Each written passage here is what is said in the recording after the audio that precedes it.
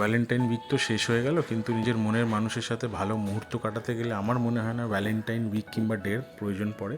তাই একটা নতুন বাফেট খেতে আমরা চলে গেলাম, ডিনার বাফেট একটা নতুন জায়গাতে। জাস্ট ওপেন হয়েছে 22 জানুয়ারিতে। জায়গাটা হচ্ছে গড়িয়াহাট থেকে ডান দিকে ঢাকুরিয়া ব্রিজটা ক্রস করে সেলিমপুর পেট্রোল পাম্প, তার ঠিক অপোজিটেই হচ্ছে ব্যাঙ্ক অফ ইন্ডিয়া কিংবা জিমিস কিচেন। তার পাশেই হচ্ছে আপনার এই নতুন রেস্টুরেন্টটা, যেটা 22 জানুয়ারি ওপেন হয়েছে। মাছ মিষ্টি বাঙালির একটা নতুন ব্লগে আপনাদের স্বাগত। এটা হচ্ছে ইন্টেরিয়ার। লোকজনের ভিড় দেখে আমার একদমই মনে হলো না যে এটা জাস্ট 22 জানুয়ারিতে ওপেন হয়েছে। জনপ্রিয়তা ভালোই পেয়েছে এই কম দিনের মধ্যে। দেয়ালগুনা কি সুন্দর আর্ট পেন্ট করা দেখুন, আমার তো ভিতরটা বেশ ভালো লেগেছে। এক একটা কোণা খুব ভালো করে আঁকা হয়েছে।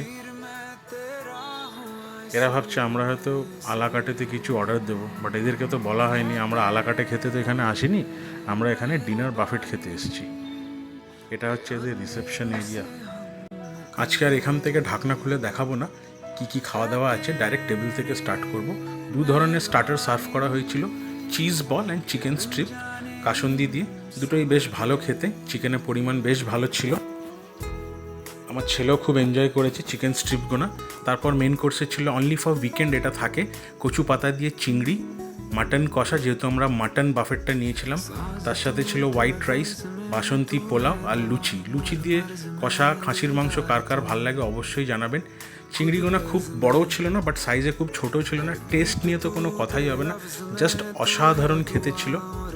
আর এদের সুইট ডিশের মধ্যে শুধু একটা হট গোলাপ জামুন থাকে, আর কিছুই থাকে না, আর ফ্রাইমস থাকে। এটা ছাড়া এদের কিছু থাকে না। আমার মনে হয় 399 আর 299 চিকেন আর মাটনটাই এদের মধ্যে যে ডিফারেন্স প্রাইসের, আমার মনে হয় মোর দেন এনাফ। খুব সুন্দর buffet and everything is unlimited. তো জায়গাটা কেমন লাগলো আপনাদের অবশ্যই জানাবেন। এই ভিডিওটা যদি ভালো লেগে থাকে অবশ্যই একটা লাইক, কমেন্ট আর অবশ্যই শেয়ার করবেন চ্যানেলটাকে। আগামী দিনে এরকম আরও অনেক ভিডিও আসতে চলেছে। ধন্যবাদ।